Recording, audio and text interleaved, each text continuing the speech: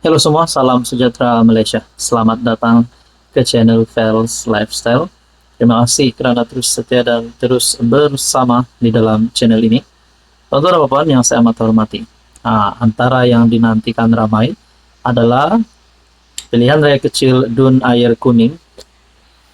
Antara yang dinantikan oleh seluruh rakyat Malaysia, terutamanya pengundi di kawasan Dun Air Kuning. Ada yang kata calon daripada PN akan menang. Ada yang kata calon daripada kerajaan perpaduan yang akan menang. Sudah satu Malaysia dah tahu perlawanan ustaz lawan ustaz. Sudah pasti penyokong PN akan memilih calon mereka untuk menang. Begitu juga penyokong kerajaan perpaduan. Nah, saudara-saudara, ini satu atau ada beberapa komen yang saya terima melalui channel ini yang pasti mengejutkan kepimpinan pembangkang dan pasti memberikan kredit baharu untuk calon kerajaan perpaduan. Namun ini bukan rasmi, ini hanyalah komen daripada netizen. Ada satu komen yang berkata, baguslah calon PN tarik diri awal daripada malu kalah teruk. Oh, ini mungkin bukan penyokong Perikatan Nasional. Manakala komen yang seterusnya berkata, komen di sini, calon Barisan Nasional UMNO Pakatan Harapan tetap menang bergaya, jadi calon PN bagus tarik diri supaya kewibawaannya sebagai ustaz tidak terjejas. Tengok dan lihat. Nah, kepada anda yang menonton video ini, saya pun tak tahulah kamu ni sokong calon PN kah, sokong calon Pakatan Harapan BN UMNO kah, ataupun calon kerajaan perpaduan. Saya tidak tahu kamu dari mana, parti mana, penyokong siapa. Tapi menurut komen daripada viewers ataupun subscriber dalam channel ini, apa pula pandangan anda? Nah, pilihan yang kecil Dun Air Kuning antara menjadi tumpuan sudah pasti terutamanya kepada pembangkang yang kini mahu menunjukkan mereka masih lagi relevan untuk bertanding pada pilihan raya umum ke-16 nanti. Nah, kalaulah PRK Dun Air Kuning, kemenangan akan berpihak kepada calon kerajaan perpaduan ataupun calon BN UMNO, nah, sudah pasti itu satu berita buruk untuk Muhyiddin Yassin sebagai pengurus CPN dan juga sebagai yang mengetuai Perikatan Nasional. Nah, menurut komen ini saja, mungkin kemenangan awal ataupun kemenangan baharu bagi kerajaan perpaduan. Nah, kita nantikan sajalah PRK Dun Air Kuning. Anda rasa siapa yang menang dan siapa yang terpelanting? Coba komen di bawah. Hai, hello, salam sejahtera Malaysia. Selamat datang ke channel Fels Lifestyle. Terima kasih kerana terus setia dan terus bersama di dalam channel ini. Tuan-tuan dan puan, untuk pengetahuan anda, baru-baru ini Menteri Besar Terengganu Ahmad Samsuri ataupun Dr. Sam ada buat pengakuan. Beliau berkata telefon bimbit beliau ataupun pergerakan beliau dipantau. Saya pun tak pasti dipantau oleh siapa, oleh kerajaan kah, tapi ada dinyatakan berkaitan dengan TCO. Dan biasanya kalau dipantau, kalaupun diakses talian telepon, itu biasanya adalah kepada penjenayah yang terlibat dengan sindiket, terlibat dengan jenayah dan juga gangster. Tapi akhirnya ini satu pengakuan yang paling dipercayai, bukan dibuat oleh netizen, bukan pengakuan daripada orang kampung, bukan pengakuan daripada netizen.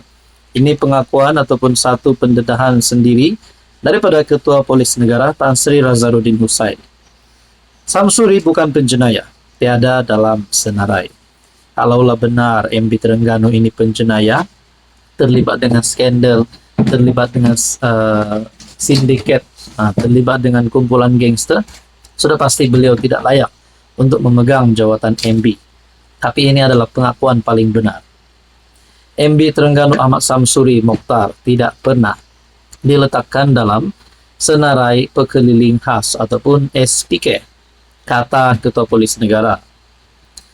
Razarudin berkata, ini kerana Samsuri bukanlah seorang penjenayah, manakala dakwaan yang dia diletakkan di bawah status individu dianggap berisiko walaupun tanpa sebarang kesalahan, dibuktikan secara sah adalah tidak benar sama sekali. Malah katanya lagi, istilah TCO yang digunakan Ahmad Samsuri bagi menggambarkan dia dipantau ketat oleh pihak berkuasa juga tidak tepat. Karena TCO atau pegawai kawalan perjalanan sebenarnya adalah jawatan pegawai polis cawangan khas ataupun SB yang bertugas di pintu keluar masuk negara.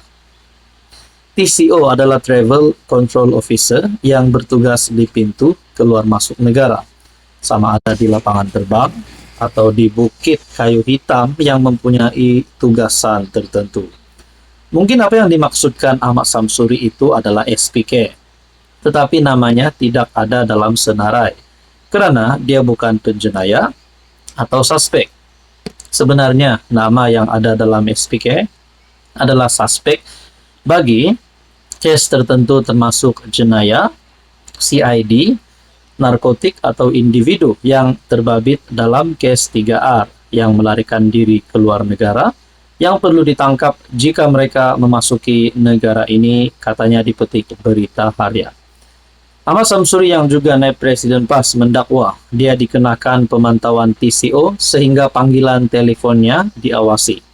Katanya langkah berkenaan menjadikan dirinya seolah-olah seorang penjenayah berbahaya, dikaitkan dengan sindiket dan gangster, atau berstatus persona non grata, tidak dikehendaki di tanah air sendiri. Berkaitan dengan ini, apa komen Anda? Halo semua, salam sejahtera Malaysia. Selamat datang ke channel Fels Lifestyle. Terima kasih kerana terus setia dan terus bersama di dalam channel ini. Tonton dan Bapak yang saya hormati, antara yang menjadi cerita paling panas, kalau orang bilang, kalau berniaga, pisang goreng panas. Antaranya cerita panas di musim ini, terutamanya di kalangan rakyat negeri Sabah berkaitan dengan isu skandal rasuah Sabah. Apakah tidak panasnya, tuan-tuan dan puan, kalau di dalam cerita ini, di dalam isu ini disebut beberapa nama pemimpin besar, pemimpin tertinggi politik dalam negeri Sabah, dan ketua menteri punya nama pun disebut juga. Nah, saudara-saudara, akhirnya ada satu pengakuan yang paling menggemparkan melalui adun warisan. Berkata, Haji Ji pura-pura bodoh, skandal rasuah Sabah, kata adun warisan. Kalaulah benar perkara ini yang dinyatakan adun warisan, layak lagikah Haji Ji untuk memegang jawatan beliau sebagai ketua menteri Sabah? Ataupun mungkinkah pada PRN Sabah kali ini Haji Ji tidak akan mempunyai peluang untuk menang lagi? Adun Elopura Kelvin Chong mengecam Ketua Menteri Sabah Haji Jinor kerana gagal mengambil tindakan terhadap 9 adun daripada GRS yang terpalit dalam skandal rasuah lesen mineral. Saya tertanya-tanyalah, kalau 9 adun ini benar-benar terlibat dalam isu ini dan didapati bersalah, adakah mereka akan terus dipecat? Adakah jawatan mereka ataupun gelaran mereka sebagai wakil rakyat itu, sebagai adun, akan ditarik balik? Nah, Chong berkata SPRM kini sedang menunggu keputusan analisis forensik ke atas 10 video yang direkam pemberi maklumat yang mengakui menawarkan suapan untuk mendapatkan kelulusan bagi permohonan lesennya. Rakyat Sabah percaya dalam masa terdekat SPRM akan mengumumkan hasil siasatan serta tindakan susulan terhadap mereka yang terlibat. Haji Ji selaku Ketua Menteri kelihatan agak cacat dalam menangani krisis rasuah ini. Dia langsung tidak mengambil sebarang tindakan terhadap 9 adun yang terlibat dengan mengakui menerima rasuah sebanyak beratus ribu ringgit, kata Chong dalam kenyataan. Haji Ji turut dikaitkan dalam skandal itu. Menurut Chong, sudah 6 bulan berlalu sejak pendedahan skandal itu. Namun Haji Ji tidak membangkitkan usaha untuk menambah baik tata kelola maupun menegakkan tadbir urus dalam pengurusan lesen penerokaan mineral Sabah. Haji Ji hanya berpura-pura bodoh untuk coba elak menjawab sebarang persoalan berhubung skandal rasuah yang berlaku. Adakah kualitinya sesuai untuk menyandang jawatan sebagai Ketua Menteri? Tindakannya terbukti telah gagal menjalankan amanah sebagai Ketua Menteri. Rakyat Sabah amat kecewa terhadap kegagalannya, kata Chong. Agaknya PRN tahun ini adakah warisan akan sekali lagi menjadi kerajaan negeri.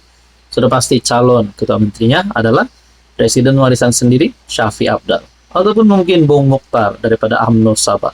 Saudara-saudara, apa komen Anda?